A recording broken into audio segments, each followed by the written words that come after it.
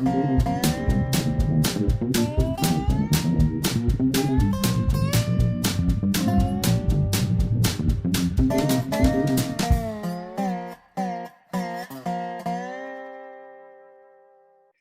is Dave Monk of Prairie Monk, WEFC Champaign 90.1 on your FM dial. And I'm going to take you to Rantoul, Paxton this week. And I'm going to talk to you about making a proposal. Most of us are sometimes outside of the law. There's a lot of laws that allow you to do things, and they're interesting and they're proper, but that's why we have governments, is to consider other aspects of life that are a little different.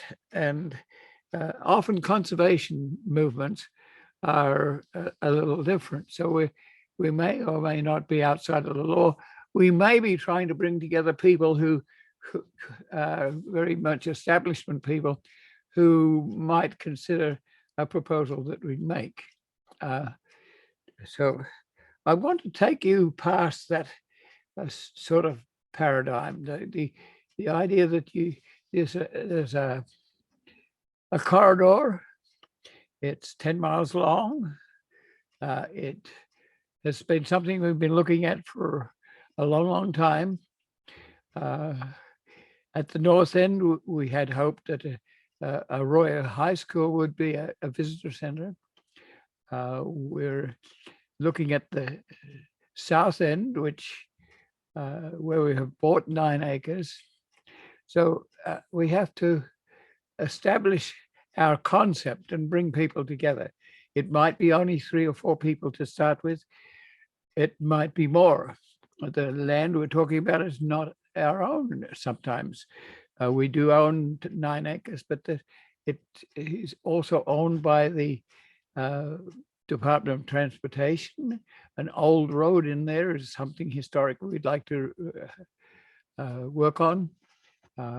So it's a matter of just bringing people together and getting them to talk about things, because yet at the early stages, you don't even know yourself what might be possible. There are people out there who have ideas that are really worthwhile. So you need to gradually gather together a group of people that can do things.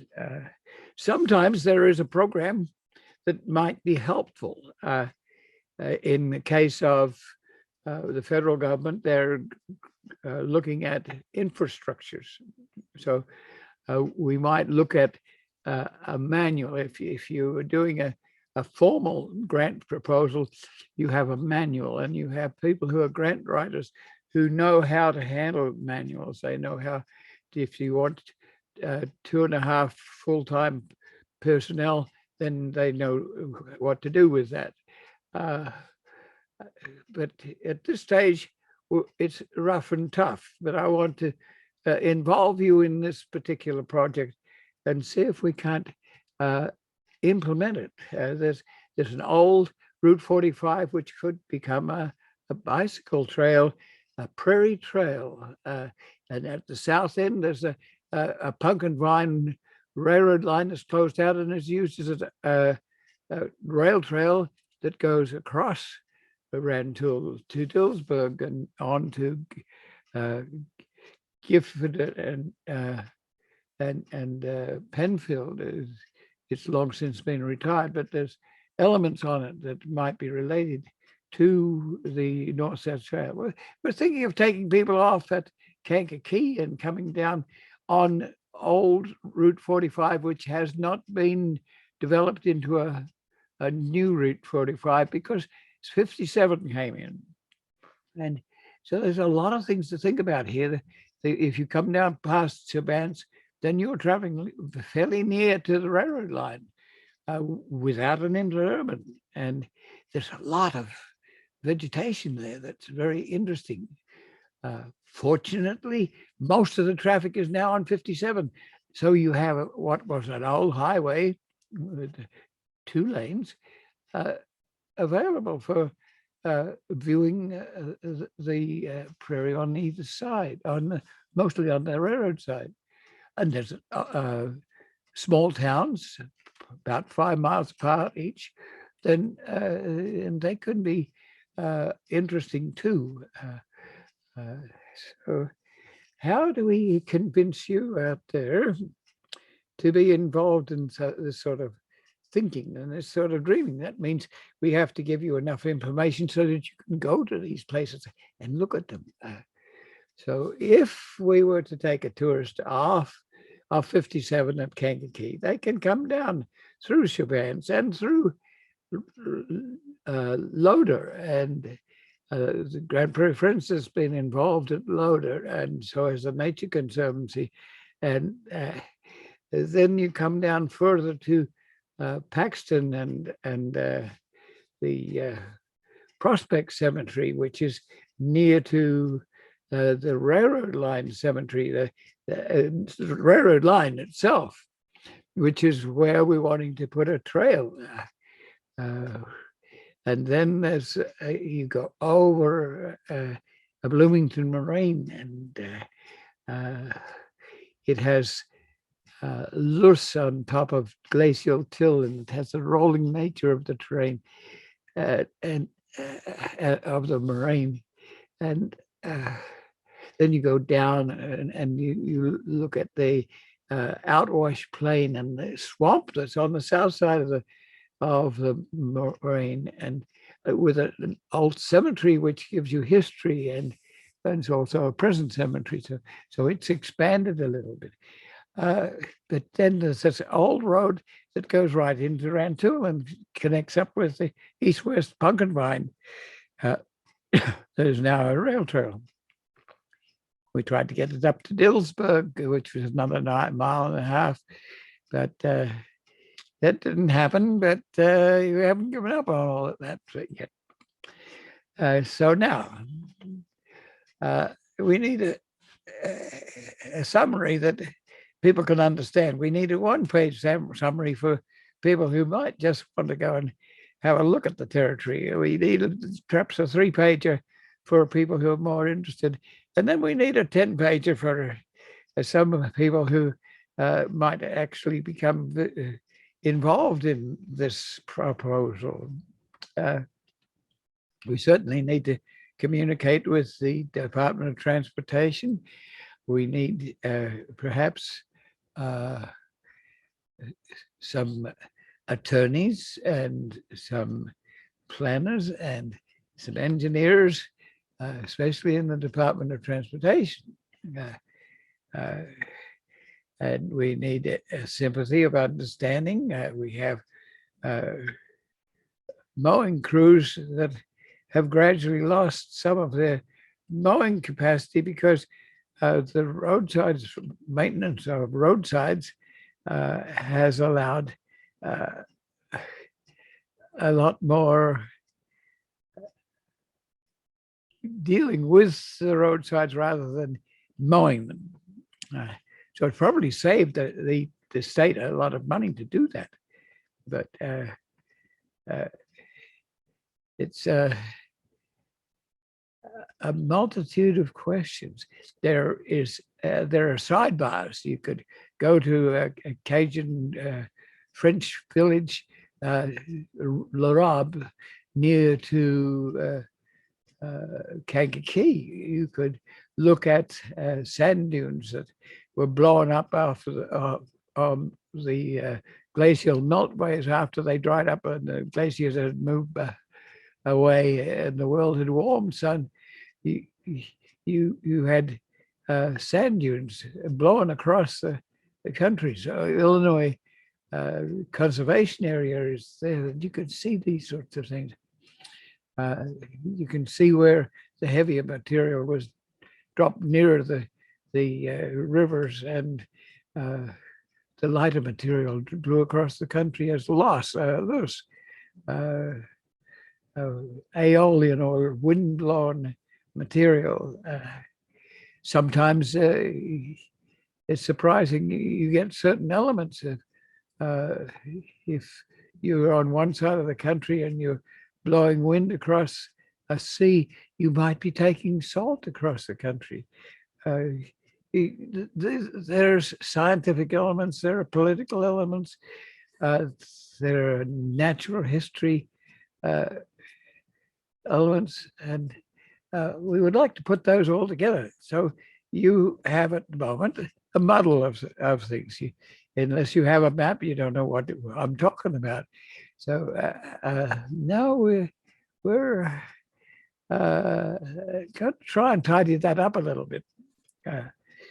First of all, we need a summary. You need a 20-line summary. Could we think about that? Well, first of all,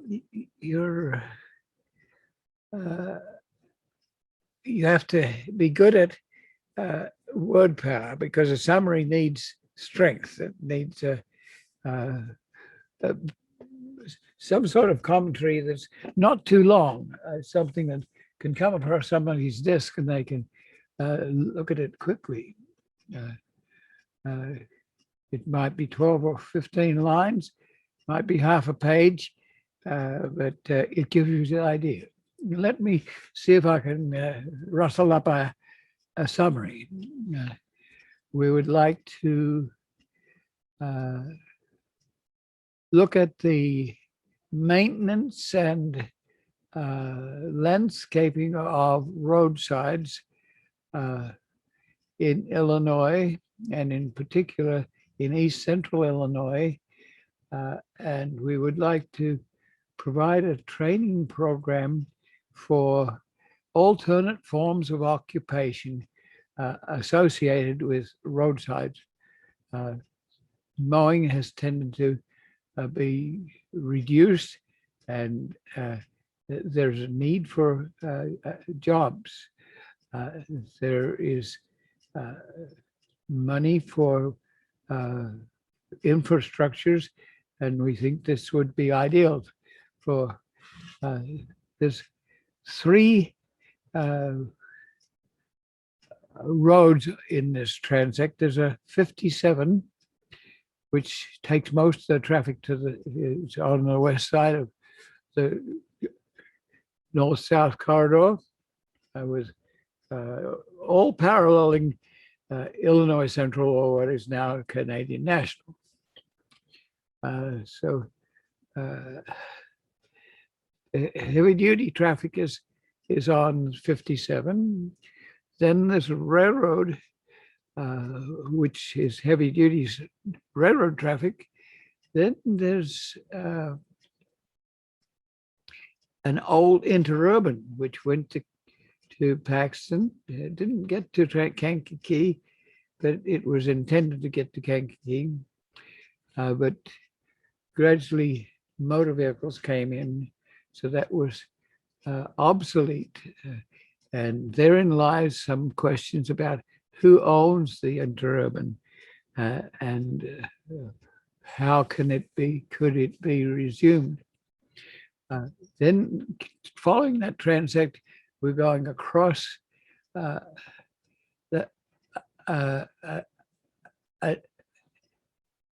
borrow pit or gravel pit that was in the north segment of a road that went around the cemetery, the old route to Egypt, an old highway that is running by parallel to the interurban. It was too narrow to make a dual highway, which was the intent of the new highway going north. But then 57 got put in, and there was no need for that dual highway, but the land is still there. So that highway went out around the cemetery. There's kind of a historic site. And to the south of it, it's very, very poorly drained and wet. And it's very much a icon of what you would have seen in Flattville or in Champaign County when it was very wet and 94% prairie. So we're still going across that transect. So we have a gravel pit that is taking on by itself its its natural history, but we encourage it a little with seeding from remnant prairie near to the railroad line in the interurban.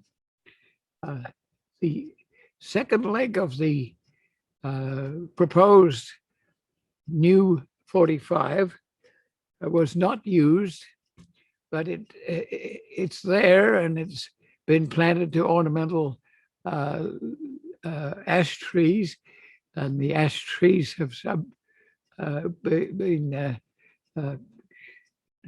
killed by emerald ash borers.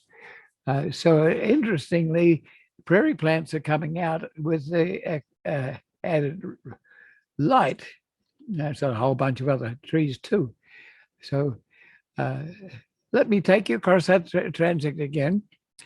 From the west, 57, farmland, Canadian National, interurban,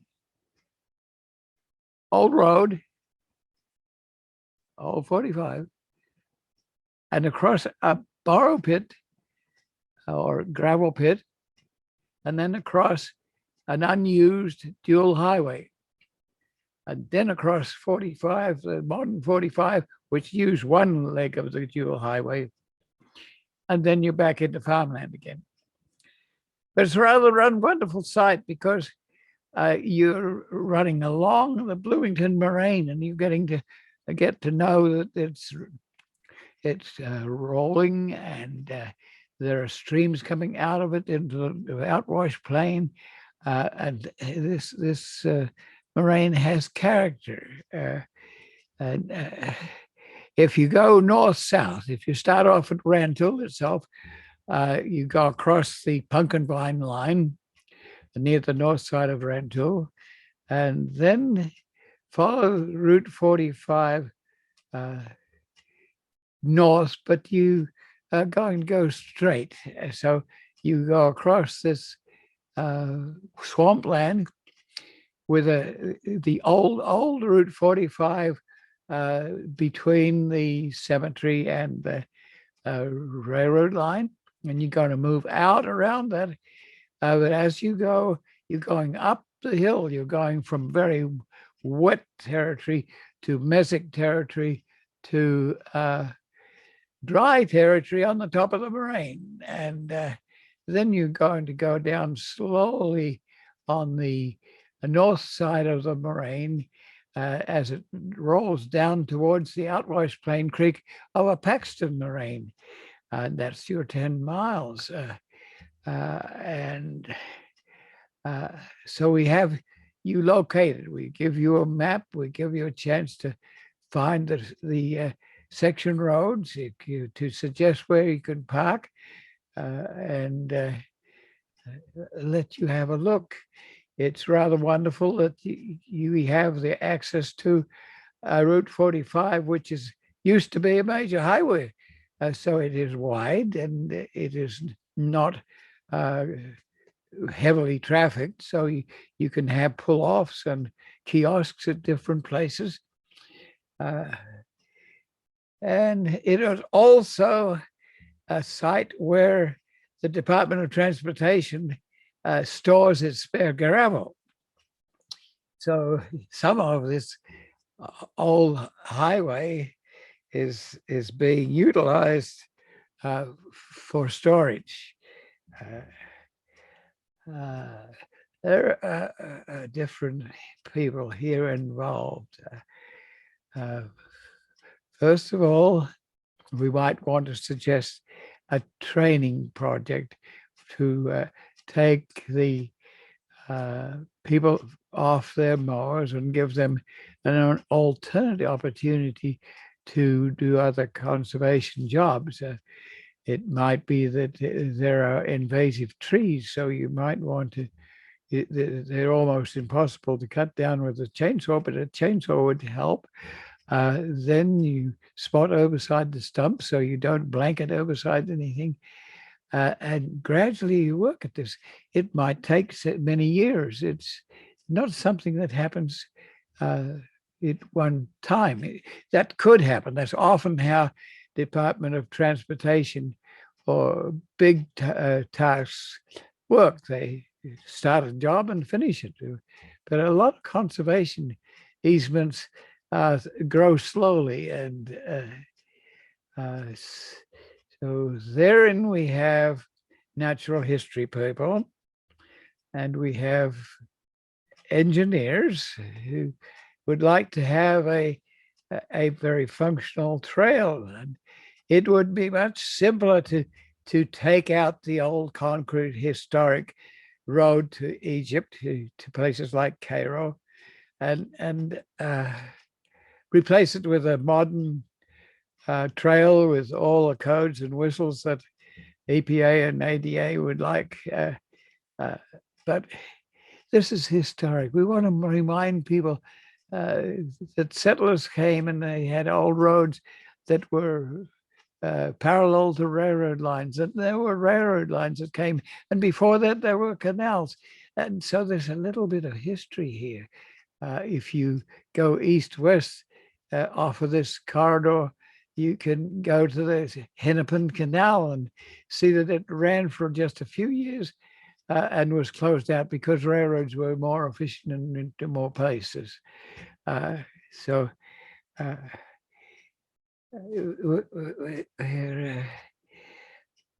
we have a road which we have to share with people who, engineers who store their gravel there. So we're talking about people who gravel the roads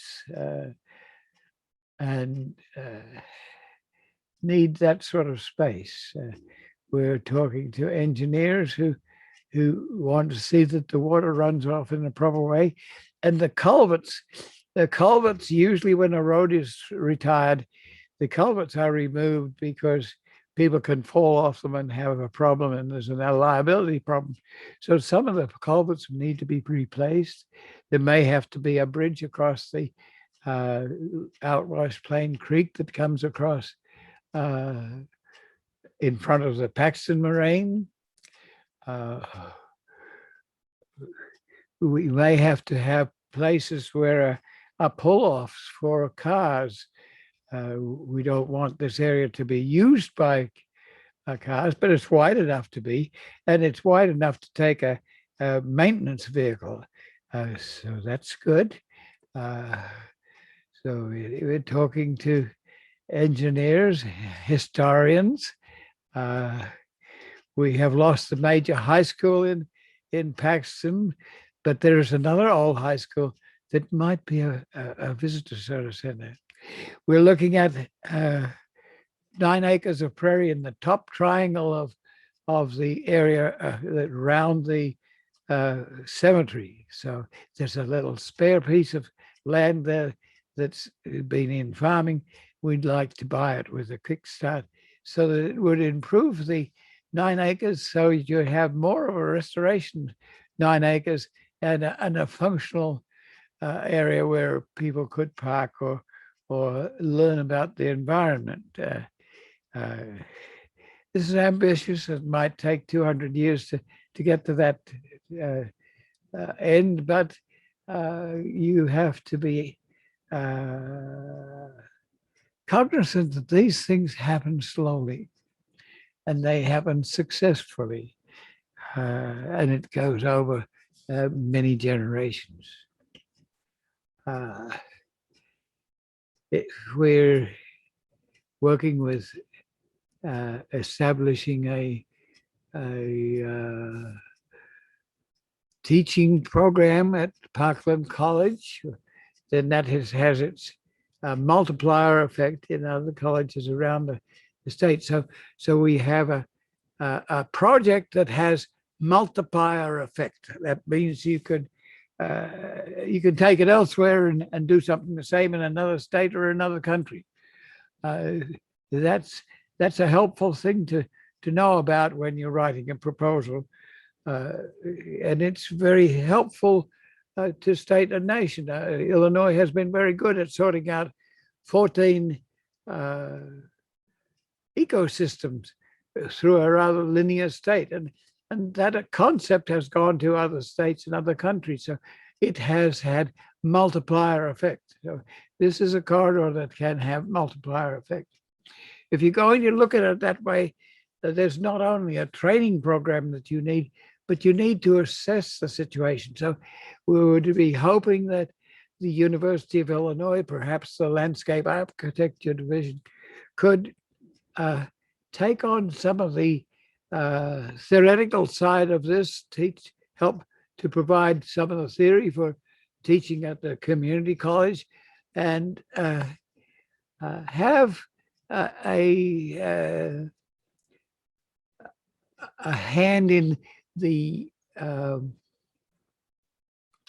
theoretical side of things. This landscape architects know about other communities that have had similar problems and similar interests, and so I would be looking to for a professor who would supervise the assessment aspects of this corridor, and have perhaps a PhD graduate student who would look upon this project as a PhD thesis potential.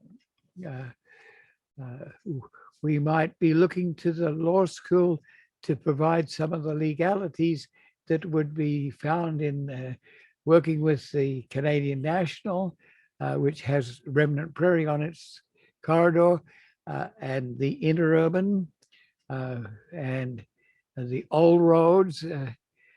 Often it's the surveyors don't even know quite which one surveyor is the real one. So law and surveying, and then also there is art. And how do you interpret this wonderful ecosystem that's almost extinct? How do you look at the a fly that's almost magnifying size? How do you tell us the history of a prairie cicada? How do you say something about earthworms? How do you notice the water flow from one side of the moraine to the other?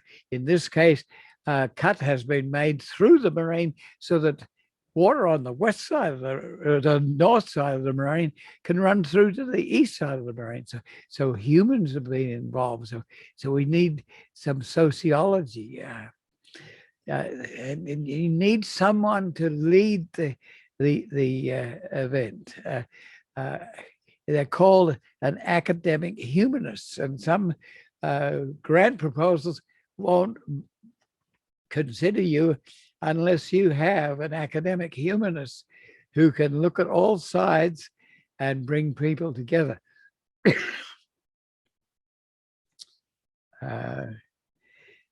And academic humanists I'll often find in philosophy or history or in the liberal arts, and we need an ecologist, and so keep dreaming, and then think about how you could put it down. If it's big enough, it probably will need to have a manual, and if there's no manual, and this is something new, you may have to create a manual yourself. So we're very dependent on people who write proposals and can pull ideas together and put them into a mesh that can go to federal government. And they can sometimes do it rather quickly in a case of distribution of virus money and unemployment money and infrastructure money. There's a chance that if you work quicker, you might be able to get access to some of this money and do interesting things. So then you have an extension. Once you have established this might be a 5-year program. Let's look at that as a 5-year program. And when you get so far along, you can say we have some principles. Let's take them to some other places.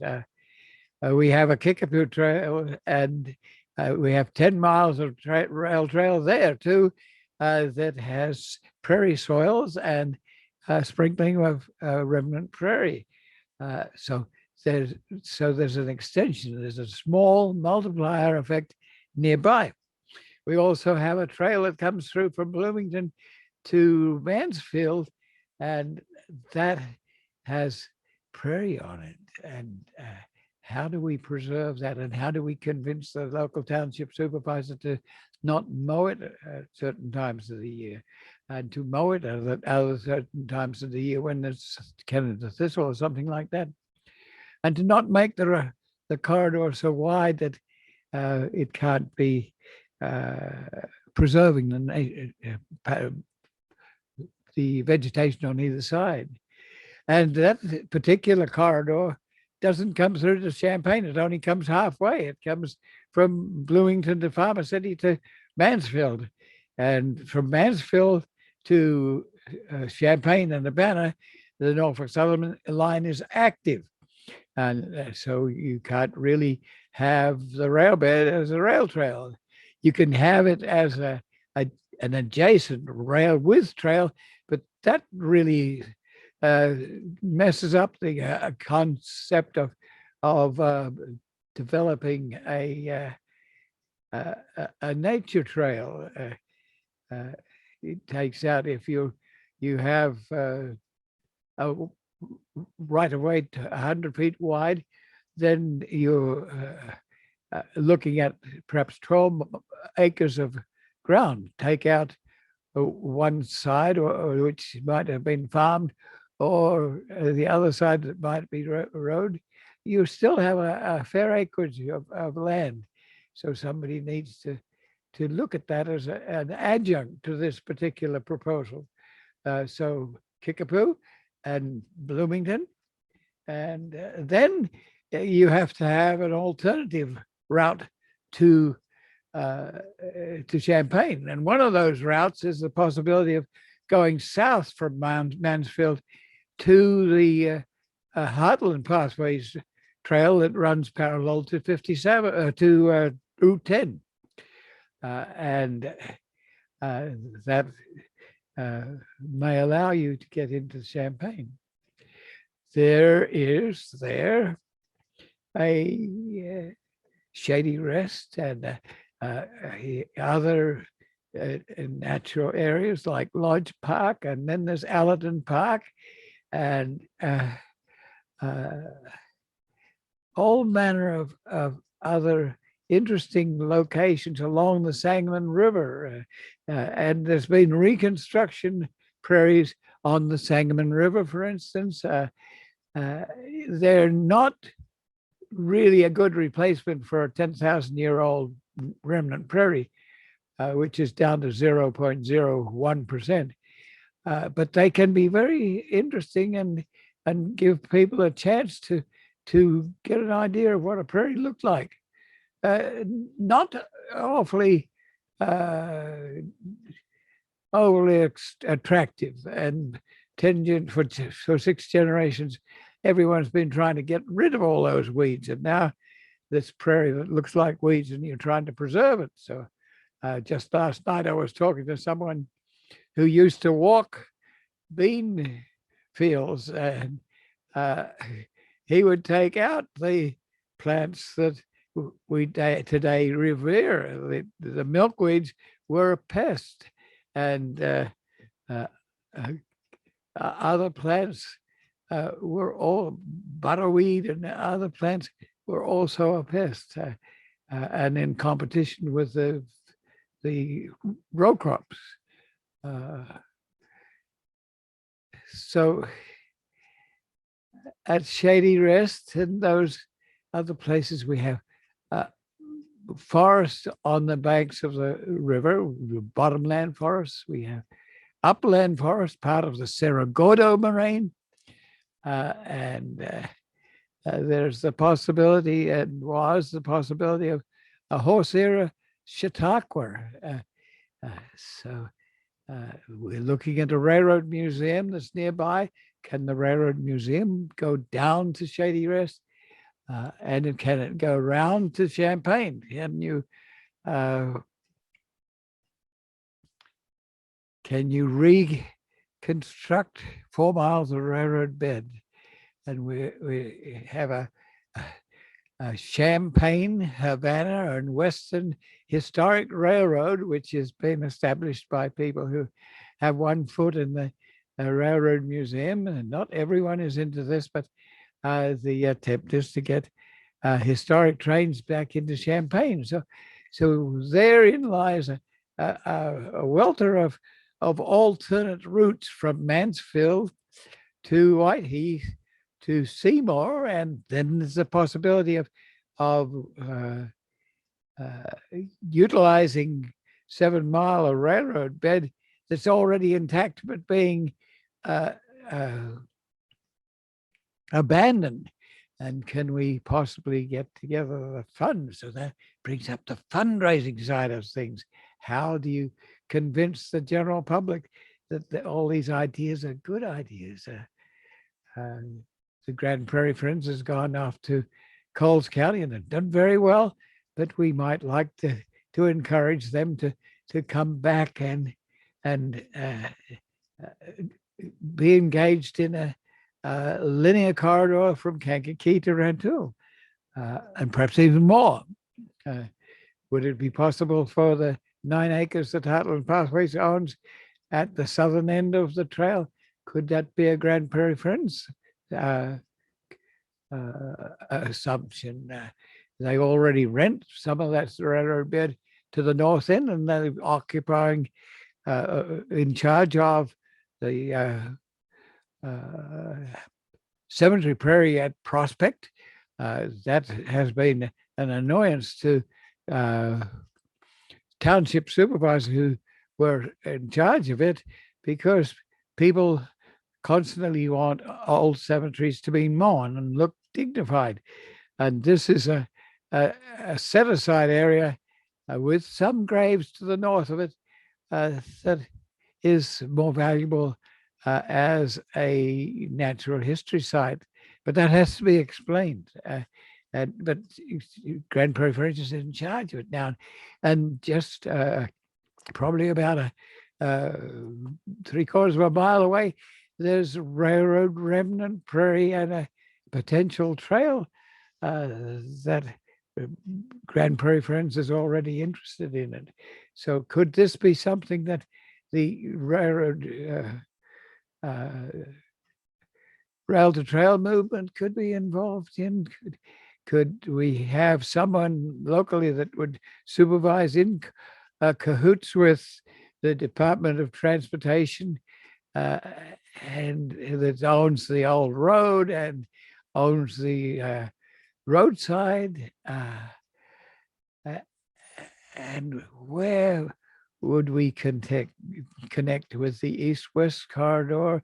And there at the end of the east-west corridor, near to Penfield, is the first mile of territory that the Grand Prairies owned. And it might be possible to jimmy up some current connection there. So how do we put together the idea? Well, the idea needs creative writing, and most of us are not creative writers, but we are prepared to try. And the time is ripe, I think, for us to prepare a proposal. It would not be a detailed strategic action plan, which is well known to put together a document that would be something that you would go by for 5 years, but then it would change perhaps in constant change. But it would have committees that would be concerned with the vegetation, the history, the finance, the workers, the teaching, the assessment. How do we bring all those things together? They're very, very different people.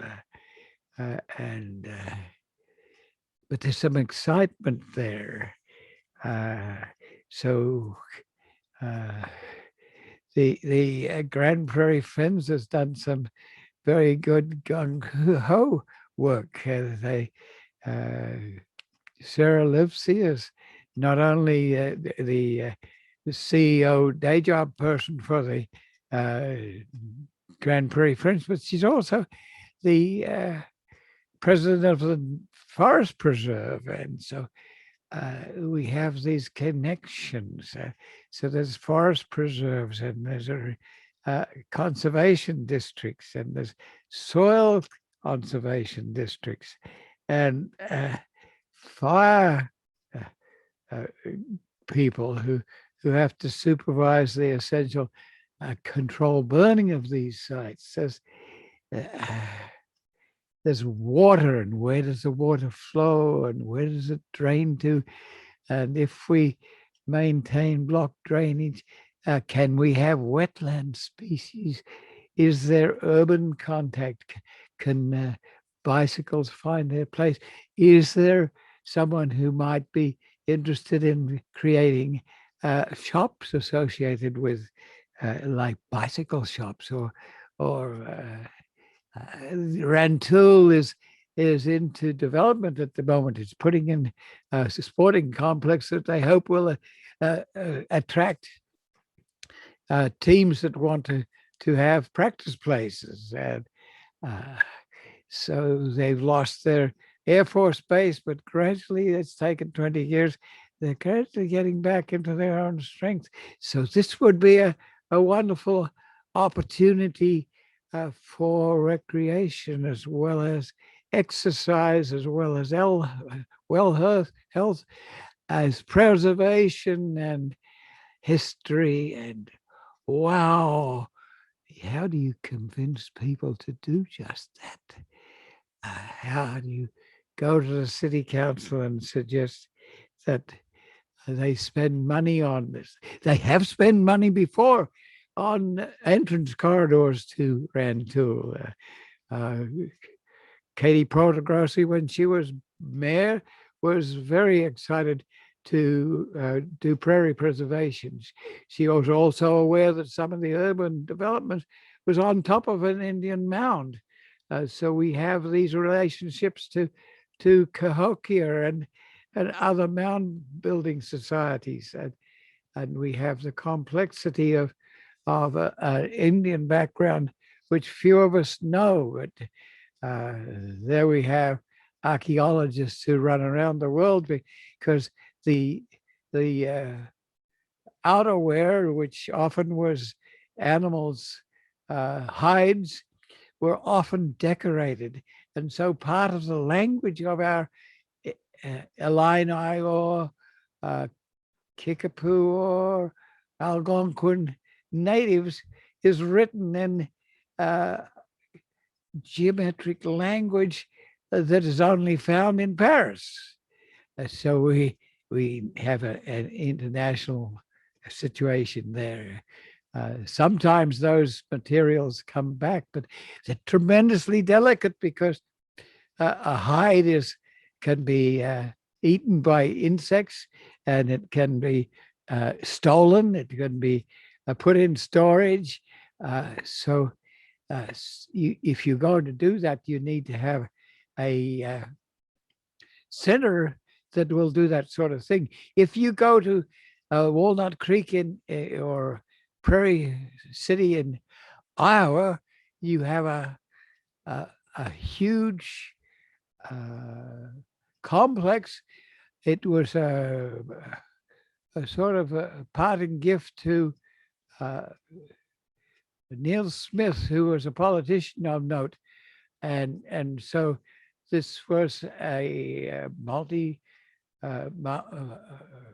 thousand acres, I think probably about 3,000 acres of land that was put into a Neil Smith nature preserve, and the cornfields were replaced with prairie reconstruction plants, and this huge theater and museum and bookstore and place where you can see cross section of a prairie soil and where the underground creatures were or are, and you can inspect buffalo.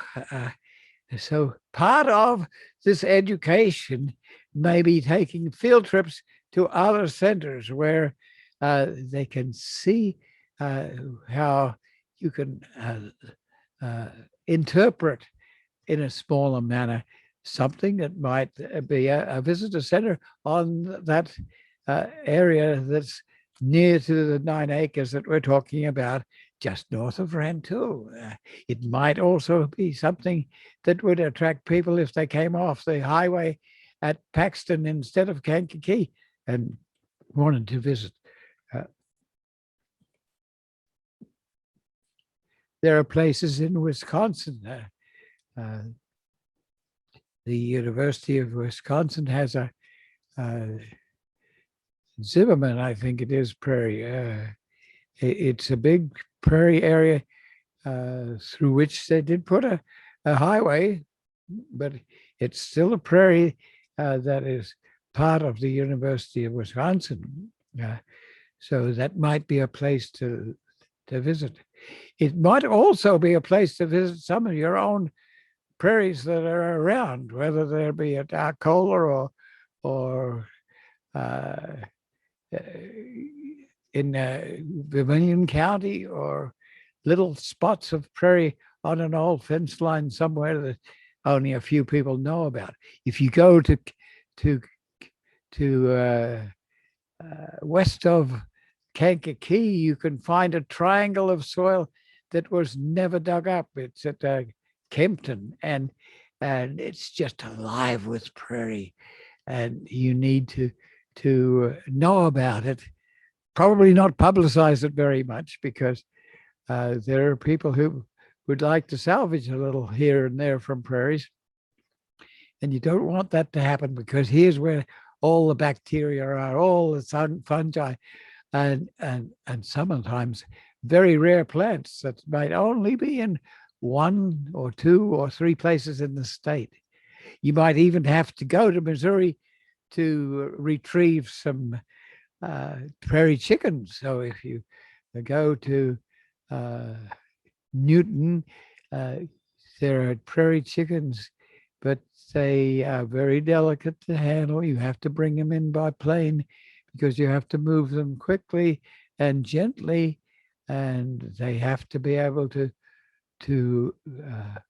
mate, and they have to have areas where there is a nature preserve, and people have to know about it. They have to have viewing curtains so that they can go behind the viewing curtain and watch mating behaviors with prairie chickens. They have to get there at 3 o'clock in the morning and watch the dancing and unique behavior where the two were almost lost. In the early 20s, we could have thousands of prairie chickens harvested in a weekend, and ice on refrigeration cars could take those chickens to restaurants in Chicago. And now they're so rare that we don't have our own prairie chickens left. We have to import them from a neighboring state. Could we have a prairie chicken at Rantoul? Probably not, because it doesn't have enough biodiversity or enough area for the chicken to roam in, and we wouldn't have a way of protecting it. And certainly a buffalo wouldn't fit. But we could take samples from these other places, and artists could interpret it. It's fantastic how an artist can take a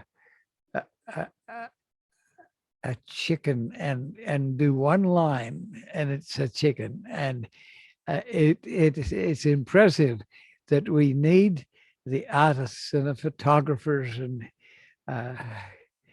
the photographer that will be out there in the cold looking for uh, creatures that are prepared to live in the ice and snow. And we may have to think about climate change and bringing in some animals and plants from the south where they're going to be too hot and they need to move north. Can we house some of those corridors? If you go east from the Pope Prairie at Rantoul, you come across a sanitary landfill, which could be a prairie. It looks over Rantoul. It's on the glacial moraine, so you could almost have a go-kart race down the hill. You don't really believe that there's small mountains in Illinois, but there are there, and you can roll across the drained, outwashed plain.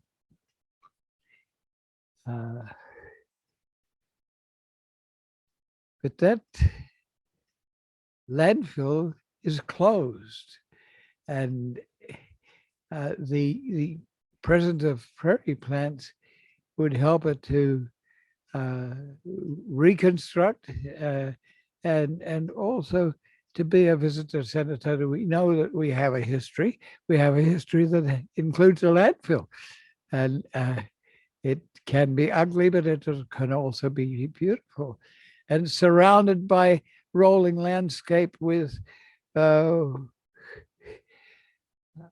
contour plowing. Can you believe in flat Champaign, flat square and flat Champaign? There are areas where you have to contour plow, and a little bit of forest here and there, and a little bit of water here and there, and a farmstead, and the remnants of a school that had first of all, probably a male school teacher, but then a female school teacher, because the nature of the employment changed, so more women were doing school teaching. Before that, even before there was a man, there were no school teachers at all. That just was a family teaching their kids. So there's a school teaching situation that could be simulated on a public corner. So over and over, this place is alive with interpretive materials that people would enjoy to come and find out about. They think of the Midwest as a dead stone that people would go through to. They were so overjoyed to get the golden spike struck when they had a railroad that went right across the country. East and West was more talented than the Midwest. After all, good soil had trees on it. A soil that had prairie on it was really not a very good soil. Ha ha! It ends up to be the best soil in the world, and gradually it got developed. And he had a Louisiana Purchase, and so we had a Lewis and Clark, and the Midwest is alive with history if you want to look at it, but we have to help people to understand it. It's a little bit dead to just walk into a cemetery prairie and expect to know what the devil is going on here. You have to take them by the hand and take them in several times, because it's going to change with the week and the month and the year. So your artists can help to do this. Your historians can do it. They can tell you about the hides that are living in Paris. They can tell you about the French that settled L'Arabe just a few miles from Kankakee and across towards the Quad Cities. They can tell you about the French that were in southern Illinois, where we had the first capital of the French capital was going to be at in southern Illinois, and so we have still French settlers who came from Canada, not being very, very acceptable in some places in Canada, and they found a new place in Illinois. You had that relationship with French to uh,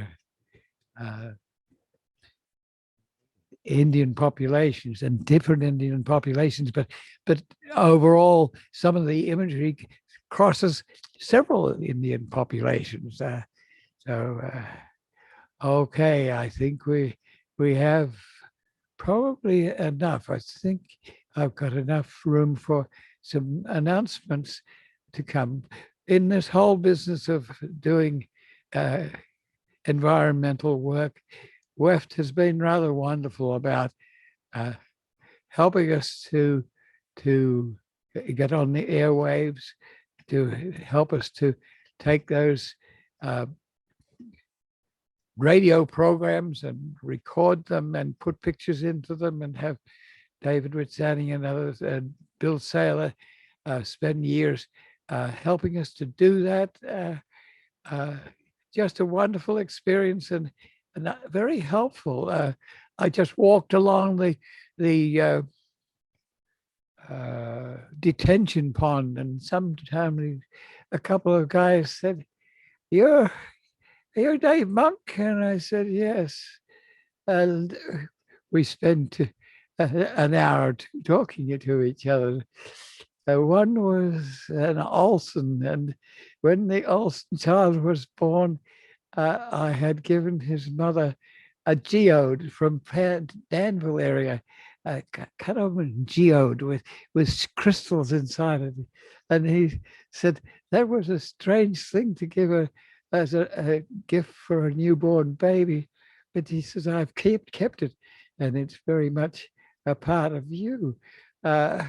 And then an antique dealer who has an antique store on Neal Street has been watching all the developments of the Big Dig.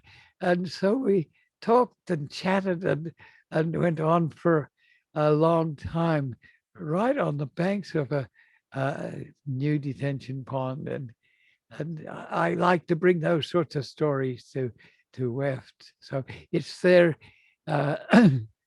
pledge drive time of the year, and they're doing fairly well. They're up over 14,000, and we hope for more.